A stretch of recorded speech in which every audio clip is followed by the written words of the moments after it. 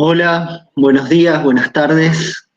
Eh, Primero que nada, agradecerles a Cristina, Antonio, por la invitación, por estas ponencias, a Sergio y a Isabel, eh, que me sirven mucho, sobre todo la de Sergio, que trajo todo el contexto, que ya no tendré que reponer.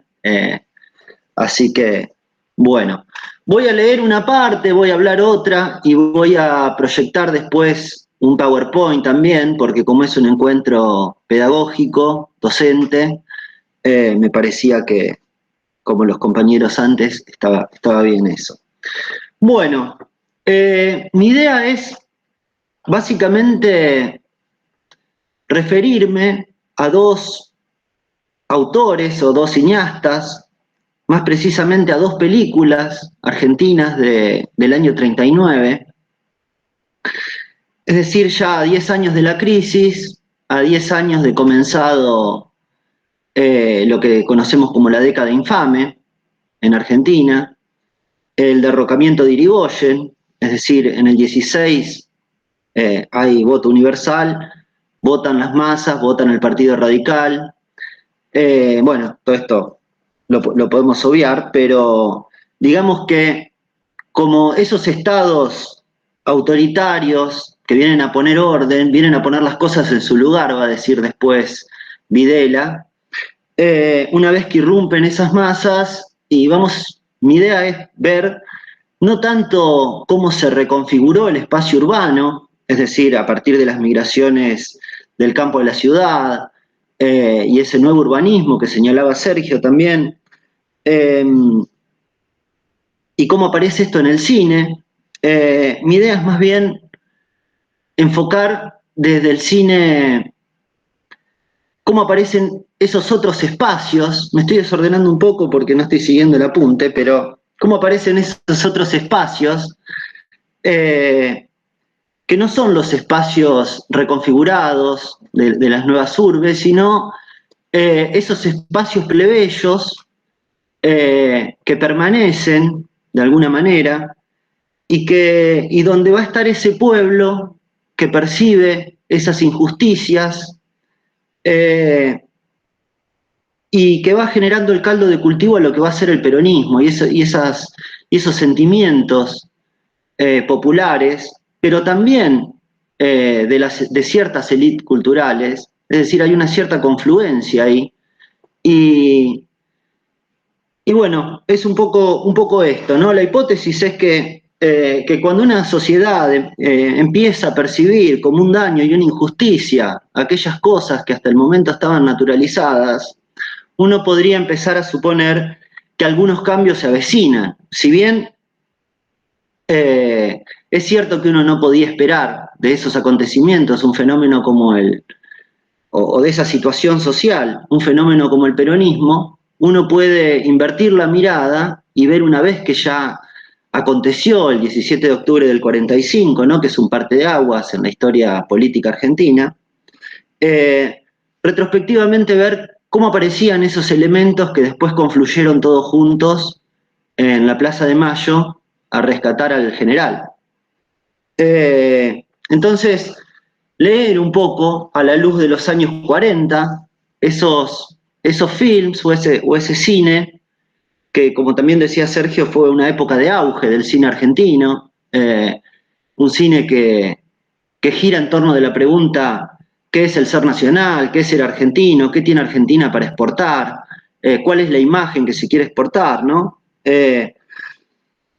Y en ese sentido me parece que hay al menos tres perspectivas que uno podría tomar para analizar, digo al menos porque obviamente que son infinitas las perspectivas, pero uno podría leer el cine de los años 30 en ese debate que se da al interior de la cultura, digamos, en torno a lo que sería el cine más genuino, que expresaría algo genuino argentino al mundo, y por otro lado el cine comercial, el de la industria cultural, dirigido a las masas. Eh, También uno podría intentar ver cómo el cine registra esos cambios, ese cambio de la matriz inglesa a la matriz norteamericana, ¿no? El desarrollo de las rutas, todo el atravesamiento de lo que era un país orientado a los puertos y los trenes de matriz inglesa, y cómo se va reconfigurando el espacio de la Argentina a través del desarrollo del cemento, el pavimento, la industria automotriz, el transporte por camiones. Por ejemplo, hay películas como Kilómetro 111 que registran esto, de Soffici, también, que es uno de los autores que voy a trabajar. Tenemos también películas como Puerto Nuevo, del año 36, que es la primera que muestra una villa de emergencia en Buenos Aires. Es la primera película argentina que aparece ese nuevo espacio que parasita de alguna manera el espacio urbano de la gran ciudad. Pero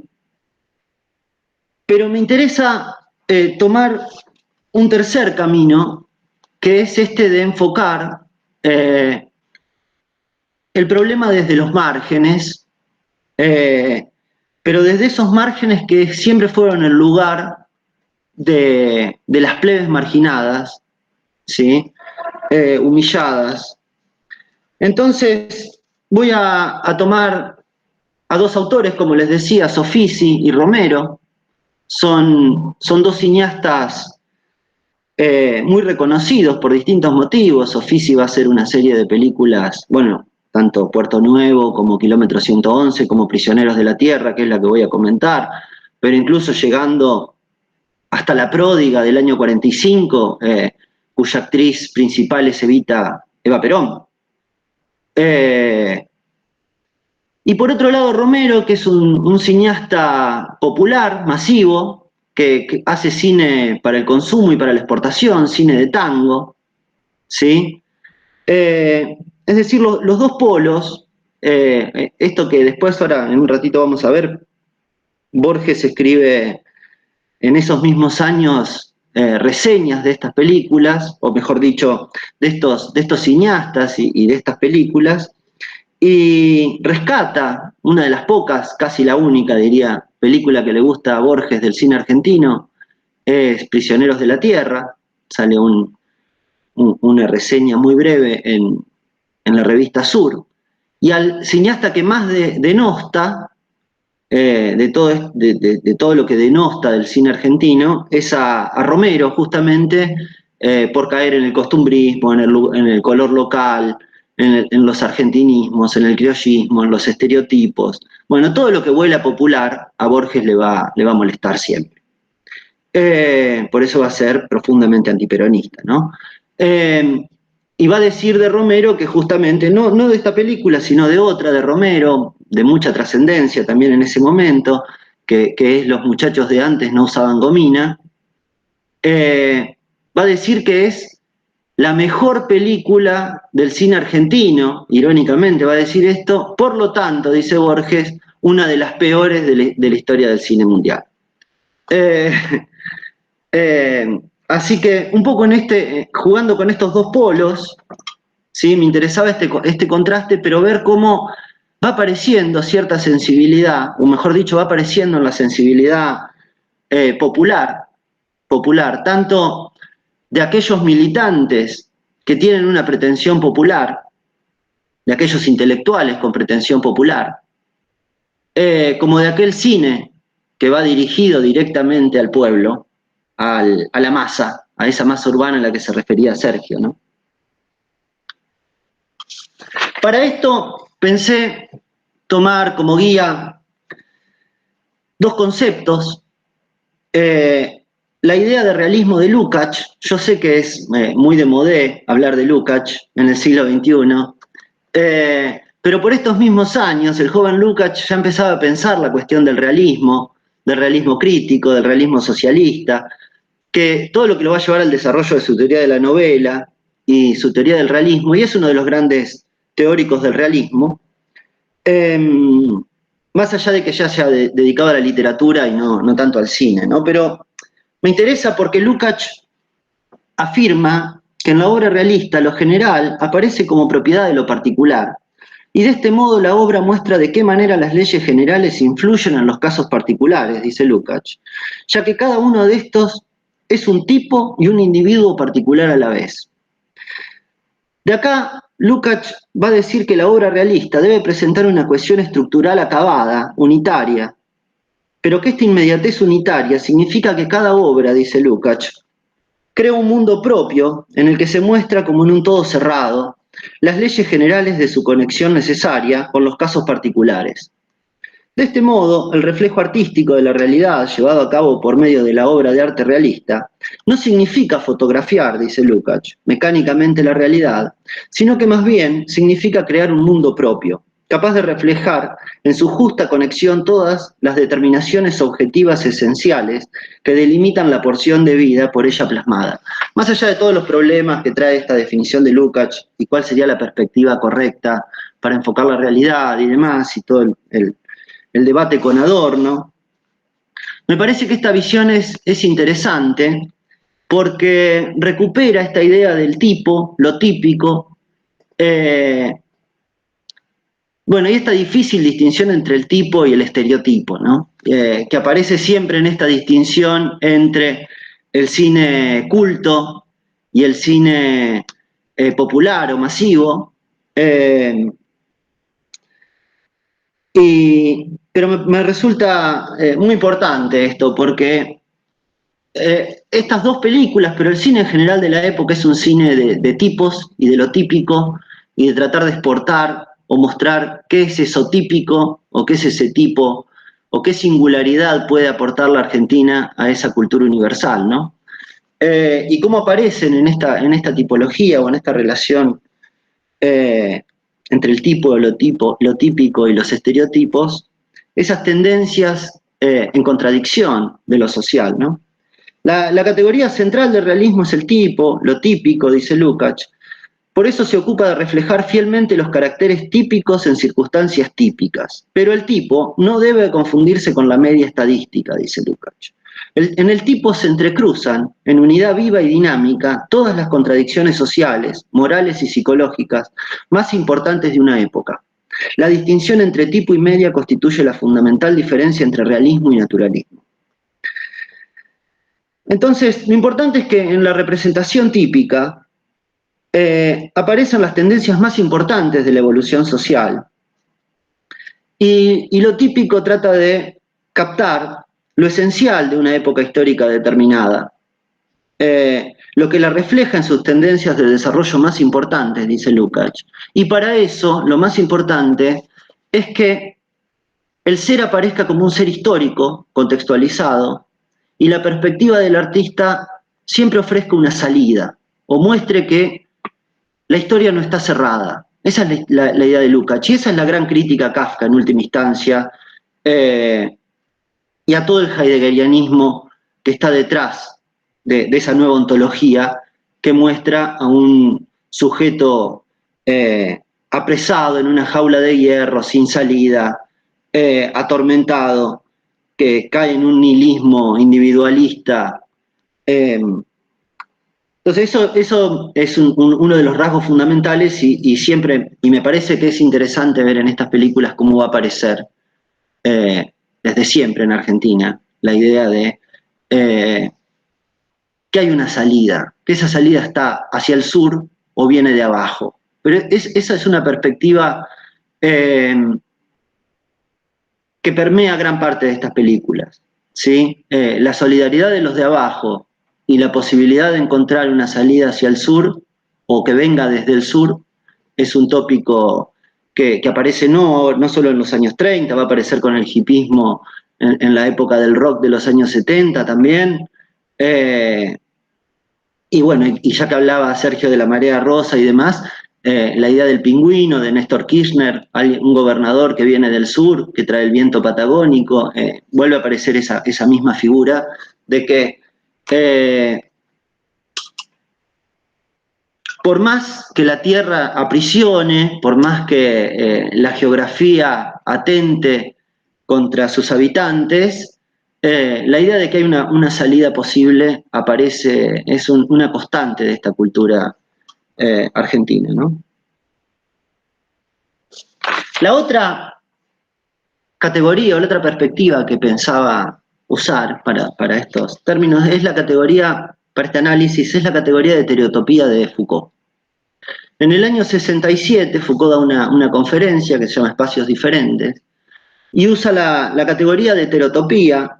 Es una categoría muy rara, muy laxa también, ¿sí? Foucault la define de la siguiente manera. Dice que una heterotopía es un emplazamiento que tiene la curiosa propiedad de estar en relación con los demás emplazamientos, pero de tal modo que suspenden, neutralizan o invierten el conjunto de las relaciones que a través suyo se encuentran designadas, reflejadas o pensadas. Esos espacios diferentes son lugares reales, efectivos, incluso diseñados, son una suerte de contraemplazamientos, dice Foucault. Y ya que son absolutamente distintos a todos los demás emplazamientos que ellos reflejan y de los que hablan, llamaré a estos lugares, en oposición a las utopías, heterotopías. Estas heterotopías, para Foucault, tienen el raro atributo de ser una constante de todo grupo humano. Foucault, que se dedicó a criticar estas constantes antropológicas, sí en la heterotopía encuentra una constante, ¿sí? Una invariante antropológica. ¿Cuáles son estas heterotopías? Las número rápidamente y interesan para este análisis. El colegio, el militar, el viaje de bodas, las prisiones, las clínicas, los asilos, los cementerios, los museos y las bibliotecas, las ferias, los pueblos de vacaciones, el cuartel, los saunas escandinavos, los burdeles, las colonias, ¿sí? A mí me interesa, sobre todo, cómo aparecen reflejadas de modo realista estos lugares heterotópicos, como son la selva, o mejor dicho, las explotaciones yerbateras de Misiones, que aparece ya desde el título como una prisión, ¿no? En el título de la obra, Prisioneros de la Tierra, es esa heterotopía de la selva misionera, que es un espacio muy singular, con otra temporalidad, con otras relaciones laborales, con otro tipo de habitantes, o mejor dicho, que a la mezcla entre diferentes tipos de habitantes, ¿sí? La prisión, dice Foucault, es una heterotopía por constreñimiento. Es decir, se ingresa ahí, a esos espacios, de manera forzada. Entonces, primera heterotopía, la selva, esa prisión misionera. Y la segunda heterotopía que me interesa es la de los burdeles. Foucault lo llama heterotopías de ilusión. Dice que es uno de los polos en los que se estructuran las heterotopías y dice, desempeñan el papel de crear un espacio de ilusión que denuncia como más ilusorio aún todo el espacio real, todos esos emplazamientos en cuyo interior la vida humana está compartimentada. Esos son los burdeles. Y el lugar que ocupan los burdeles, no solo en toda la obra, en todo el cine de tango, sino también vamos a ver en el propio cine de los prisioneros de la tierra. Entonces,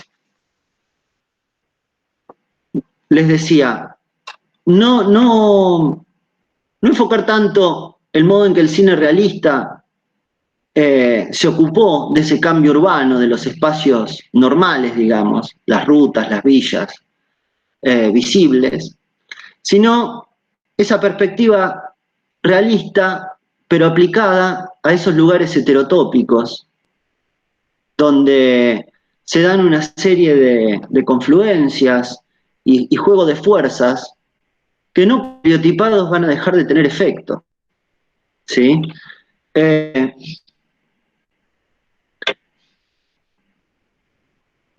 Digo una cosita antes, empiezo una presentación, ¿no? Puedo, a ver, intento. Uy, no me deja presentar, no lo puedo creer. No puedo presentar, ¿por qué? Sí, abajo a la derecha, en presentar ahora, ¿no? Sí, me pone tu pantalla completa.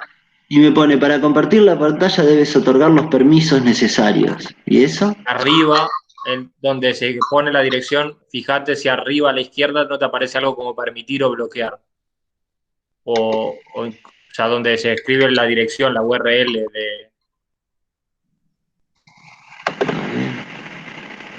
Permitir audio y video, usar la cámara, usar el micrófono. Ah, acá, perfecto. Vamos a ver, si ahora funcionó.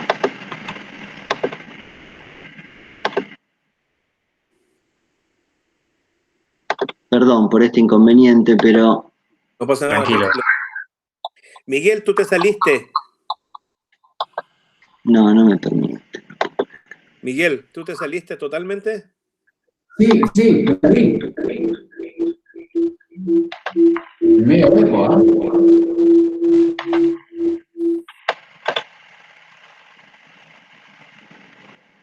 Ahí sí, ahí ¿Ahí sí. se está viendo? Sí, Ahora ahora sí. está empezando. Bien. Todavía no se Digo, ve.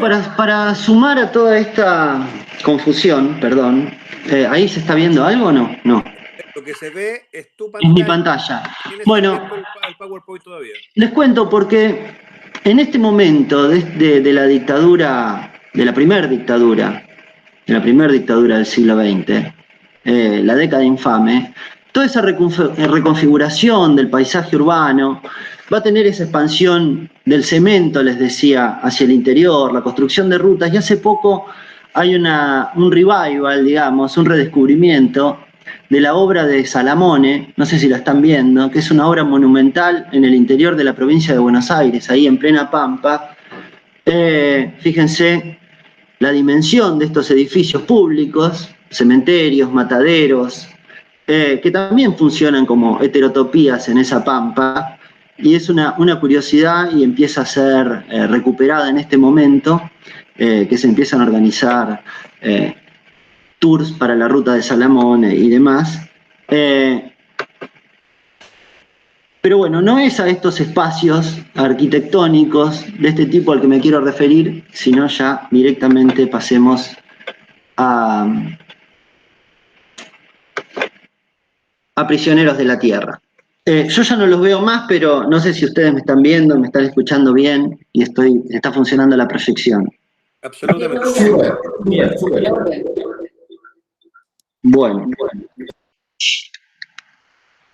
El contexto ya lo señaló Sergio, pero digamos la película está situada entre los años 10 y los 20, más o menos en 1915, señalan algunos comentaristas. En 1912 fue el grito de Alcorta, que es el origen de la Federación Agraria. Otra cuestión importante es que en los años 30 se genera la CGT, que va a ser el actor fundamental del peronismo también. Prisioneros de la Tierra es una película,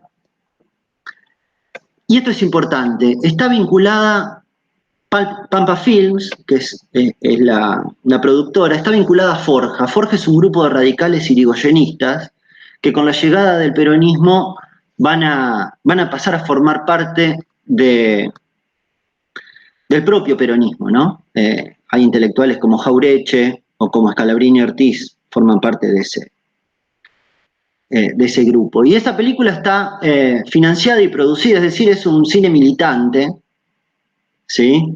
Y el guión está a cargo de Petit de Murat, que era amigo de Borges, por eso Borges hace también esta reseña.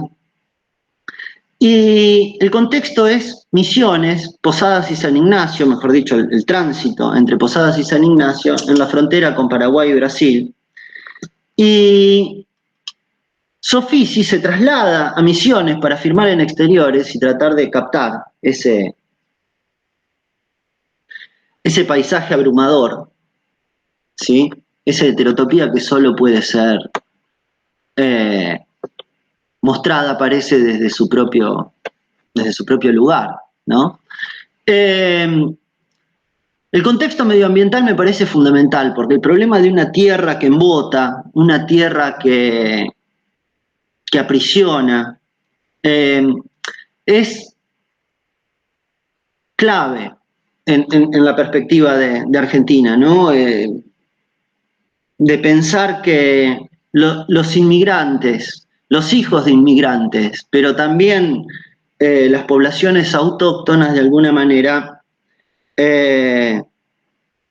todos son víctimas y prisioneros de una tierra que parece que tiene mucho, pero no, que da poco, ¿no? Una tierra que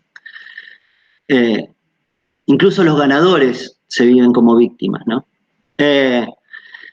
Entonces aparece esa naturaleza peligrosa, indomeñable, de la cual los mensú es un término guaraní que remite a mensual, estos trabajadores semi-esclavos o serviles de los obrajes yerbateros, atravesados por el alcoholismo y la violencia y la peste, la enfermedad, ¿no? Está muy presente en el film. Otro tópico que también aparece es la comparación con los animales, ¿no? Los mensú, comparación explícita, ¿no? Estamos hablando de un cine que no deja mucho lugar a la imaginación, ¿no? Al estar dirigido, ya sea porque es militante, ya sea porque es masivo, todos los argumentos tienen su conclusión. Todo está mostrado y dicho. Entonces, aparecen como parte del paisaje natural, son iguales a las plantas y los bichos, dice un personaje, ¿no? Y en definitiva todos son prisioneros de esta tierra, de Misiones, y más en general de la Argentina. A ver si puedo pasar, ahí está. Ya en la primera escena, Borges la va a destacar, porque el film comienza con una escena en el cabaret. El personaje principal, el mensú, está en el cabaret con una prostituta que debe tener un affair o algo por el estilo, porque la prostituta le promete que vuelva, ¿sí? Y él se va, pero con la idea de volver, de alguna manera. Es decir, me parece que hay una estructura del dispositivo de la prisión, de este dispositivo de la heterotopía de prisión, de constreñimiento, que se da entre el burdel en Posadas, el boliche en el propio Obraje, ¿sí? Es decir, son los dos lugares que hacen funcionar el dispositivo, porque el dispositivo es un dispositivo de deuda y alcohol. Juego también, pero sobre todo, pues es un problema que continúa hasta la actualidad, ¿no? Pero como mecanismo de dominación existe el endeudamiento y el alcoholismo. Entonces esa promesa de volver es un poco la promesa de que se va a ir a trabajar al Obraje, pero no se va a romper esa rueda de la deuda, el alcohol, las prostitutas, y el mecanismo va a seguir funcionando, ¿sí? Y el film aparece comienza con esa idea. También en el propio cabaret,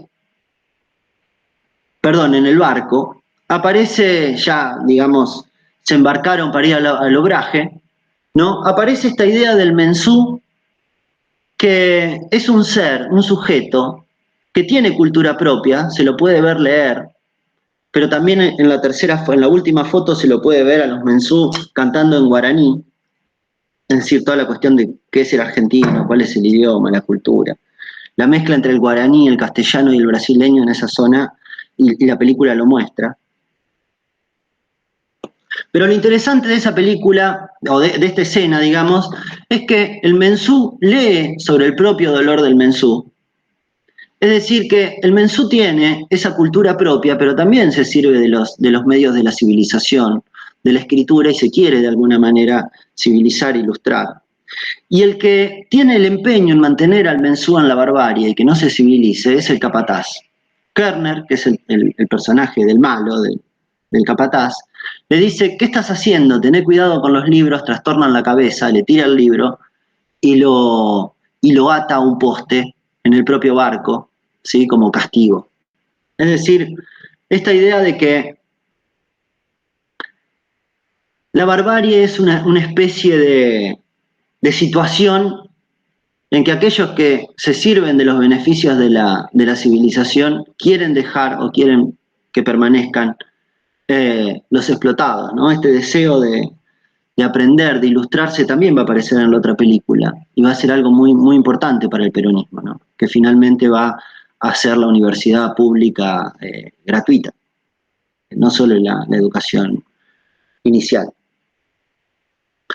Acá lo que les hablaba, cómo aparece esta idea de la deuda, ¿no? Se les paga aparece todo de la denuncia de este tipo de explotación que paga con vales para consumir en el propio boliche donde trabajan. Y el mensú, Podelay, el personaje central, que lo único que quiere es saldar la deuda y cuando va y para liberarse de este yugo señala que ya tiene la deuda saldada, le aparece ficticiamente una nueva deuda que lo ata al obraje nuevamente y no se puede ir, ¿no? Y esto va a ser un poco el motivo que lleve a la revuelta del film. Esta es la imagen del barco, porque Foucault señala como un lugar heterotópico muy interesante el barco, y me parecía que era una buena imagen esa. Dice, burdeles y colonias son dos tipos extremos de heterotopías. Y si imaginamos que al fin y al cabo el barco es un pedazo flotante de espacio, un lugar sin lugar, que de puerto en puerto, de juerga en juerga, de burdel en burdel, va a las colonias a buscar lo más preciado que ellas guardan en sus jardines. Es un poco la función que cumple acá el barco. La imagen se puede ver muy claramente la distinción negro-blanco y la división social que se mantiene incluso en el barco, pero ese barco, ese espacio heterotópico dentro de ese dispositivo heterotópico que es la prisión del obraje, es muy interesante porque es el único momento en que aparece una diversión de alguna manera genuina o un disfrute genuino de los explotados, ¿no? Porque no están permitidas ni las armas ni el alcohol en el barco y tampoco están sometidos al trabajo. Entonces, es una de las pocas escenas donde aparece el disfrute popular, ¿no? En esa heterotopía del tránsito. Pero avancemos. La primera imagen se refiere, ustedes me dicen si tengo que acelerar, cómo voy de tiempo, no sé.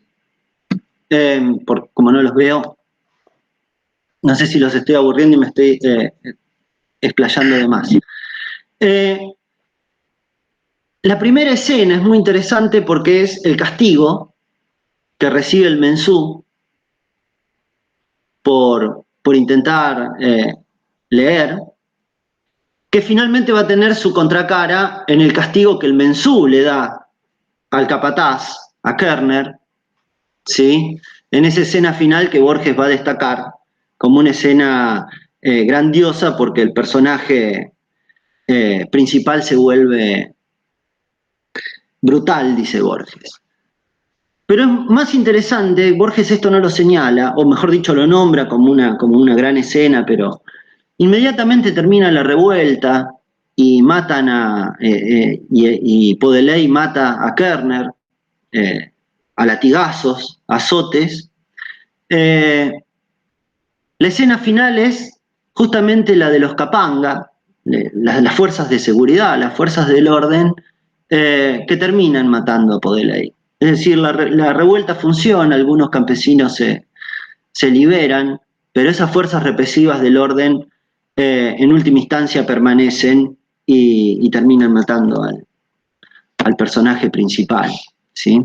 Bueno, acá esta es lo que dice Borges, yo igual después dejo el PowerPoint, no lo voy a leer, de esta escena del azote, una escena larga, muy, muy buena. Los tres personajes principales son interesantes porque, me parece a mí, por cómo se definen. Kerner es el patrón, es el capataz. Es importante porque es el heredero de un padre inmigrante que hizo su fortuna en las plantaciones de yerba, pero es el personaje que sueña con el sueño del padre. Esto es algo que todavía permanece acá, ¿no? Hay familias que, como tienen apellidos italianos, pero ya tienen 3, 4 generaciones acá en Argentina y siguen diciendo, no, yo soy de Italia, yo vengo de Italia, ¿no? Esta idea de la patria del padre como la verdadera patria, ¿sí? Y el sueño de poder abandonar esta tierra, por más que sea rico y poderoso, y poder irse finalmente a la verdadera patria de los padres, ¿sí? Bueno, en esa misma época, unos años más tarde, va a aparecer un libro muy importante de Argentina, que es Radiografía de la Pampa, donde se van a referir a esta idea de cierto resentimiento respecto de los habitantes de la tierra. Esteban Podeley es un mensú. Me olvidé de decir que todos estos, que este film está creado a partir de 3 cuentos de Horacio Quiroga, ¿no? Un escritor uruguayo que escribe en Misiones toda la vida, desde Misiones, que son cuentos sombríos, de mucha muerte, ¿no? Todos los personajes mueren. Bueno. Esteban Podeley representa ese tipo de sector popular o ese nuevo sujeto que ya no quiere percibirse como parte simplemente de un paisaje y quiere romper ese círculo. Quiere desendeudarse, quiere leer, quiere estudiar. Sin embargo, no va a haber salida para él tampoco. Lo van a terminar fusilando al final, ¿no? Y Andrea la Chinita, que es el personaje en cuestión, el que pone todo el conflicto entre estos dos hombres. Mejor dicho, aparece el conflicto porque la Chinita no tiene dudas de que se quiere quedar con el mensú. Pero Kerner, casi por una cuestión aristocrática, cree que le pertenece, ¿no? Porque ella es hija de mensú, de madre mensú, y de un padre extranjero, ¿sí? Pero que no duda nunca de la fidelidad respecto de la madre, pero tampoco el cuidado del padre.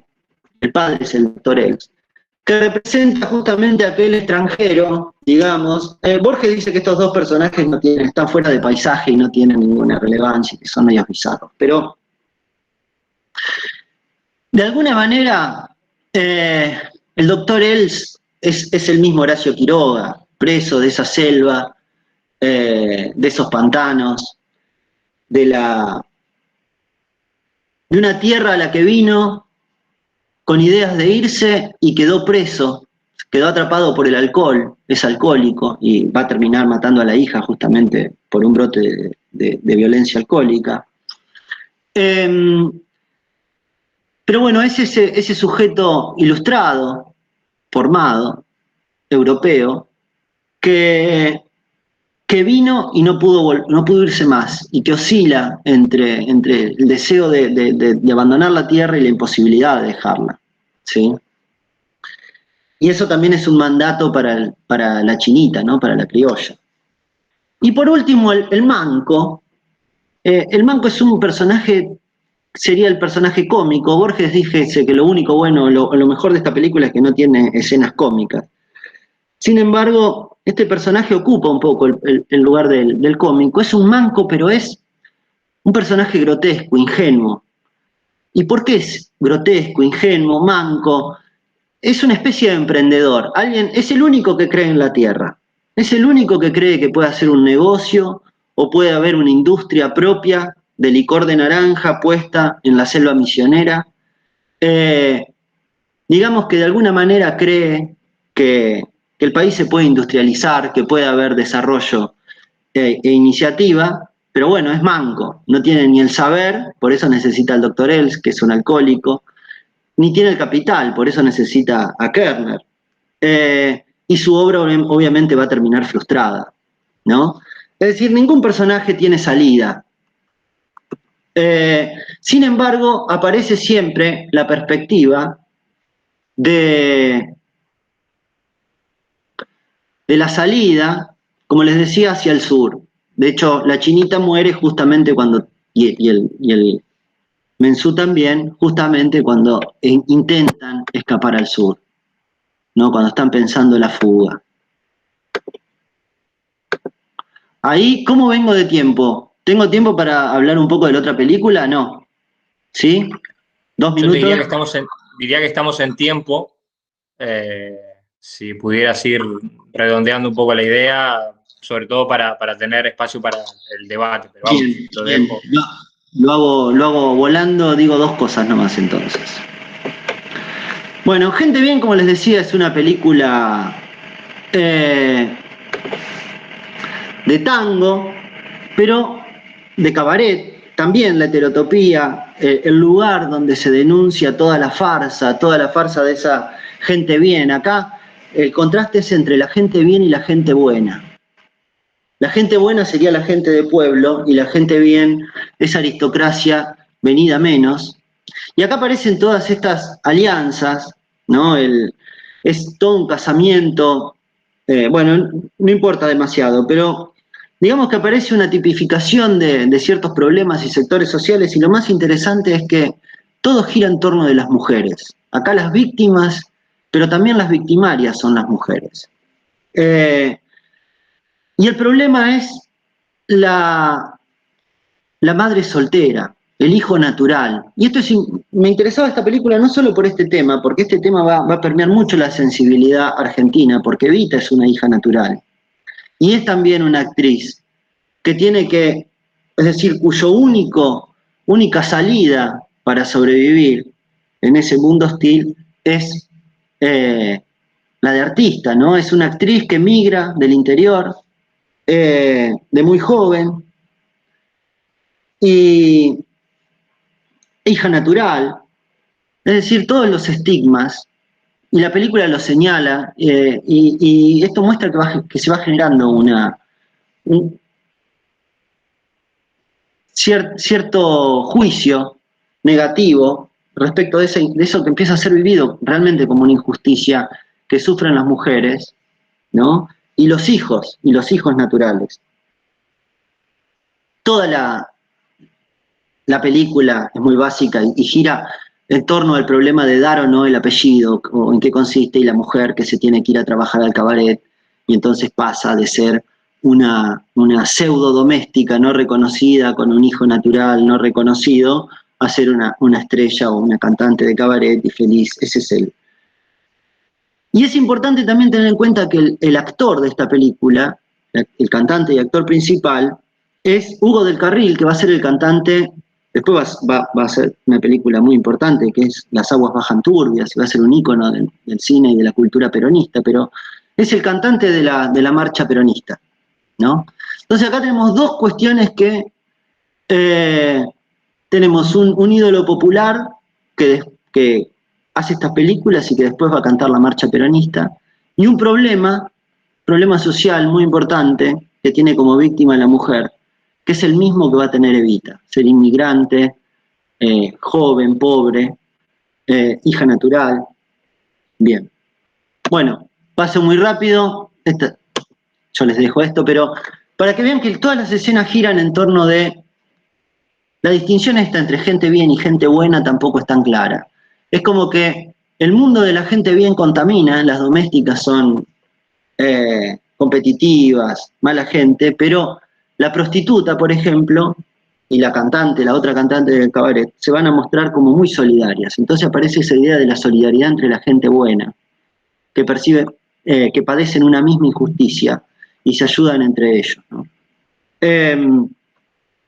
Bueno, la heterotopía esta que les comentaba del cabaret como aquel que desnuda la doble moral de las clases adineradas o con apellido, aristocráticas, pero ya que perdieron el capital económico, y cierto disfrute, cierta libertad erótica, sobre todo la libertad y ese espacio de ilusión, de juerga,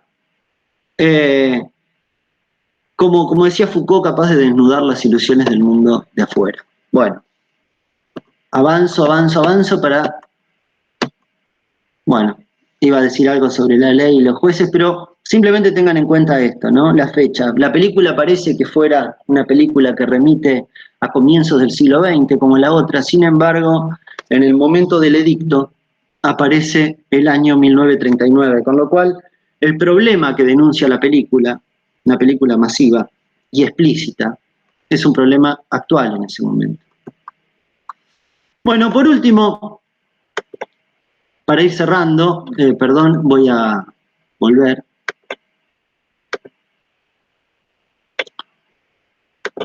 Ahí está. Me parece que es interesante ver estos espacios, esta prisión que es la Tierra, o este lugar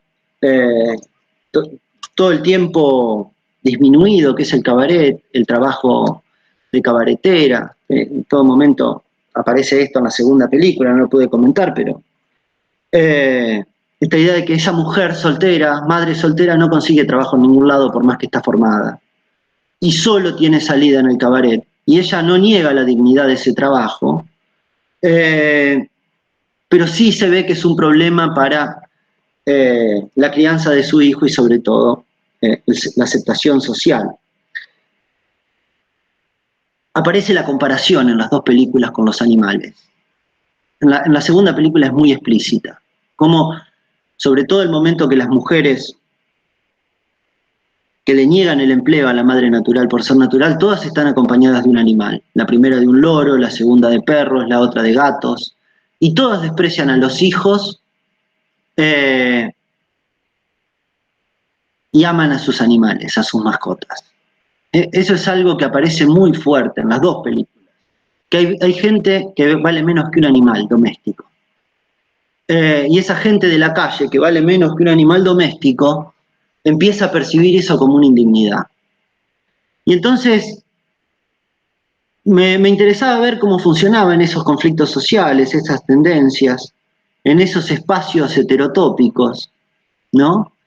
¿Cuáles eran las salidas que se le ofrecían a esa gente?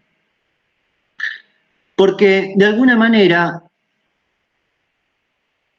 y acá digo una hipótesis, habría que corroborarla, pero me parece que uno podría pensar que cuando esas plebes, ese lumpenproletariado, esos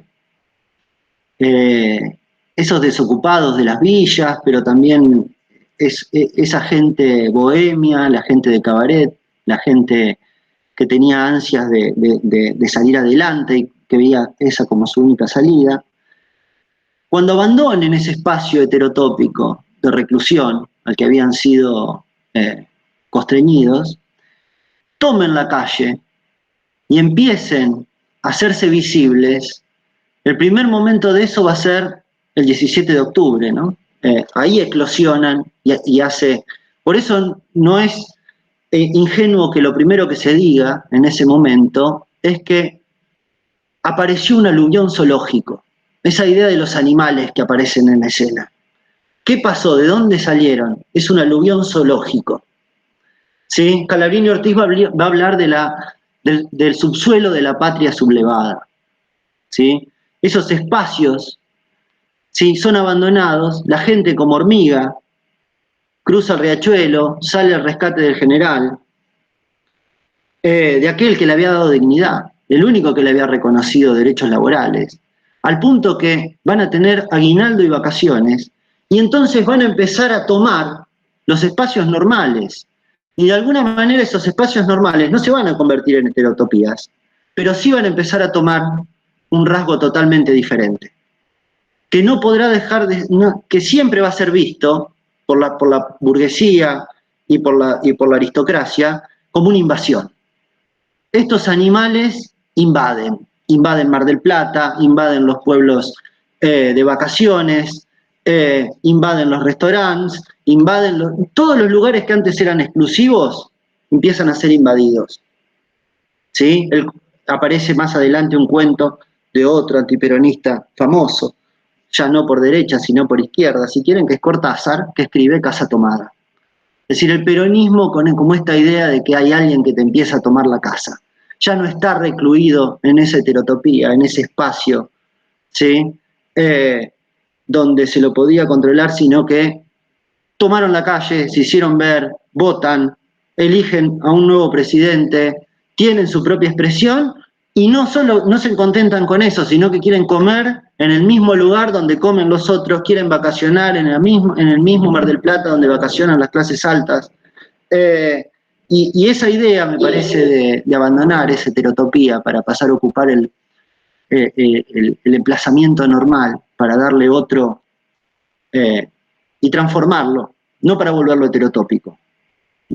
El peronismo no es revolucionario en ese sentido, no quiere volver heterotópico todo el mundo, ni utópico, ni realizar una utopía, simplemente quiere ocupar esos espacios que no sean más espacios de privilegio.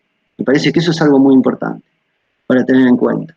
Es una masa que está deseosa de consumir y de disfrutar con la misma dignidad que los otros. Se terminó esa época, me parece a mí, que eso es lo que queda mostrado en esas películas, y con esto termino, esa idea de que hay hijos legítimos que odian a la patria,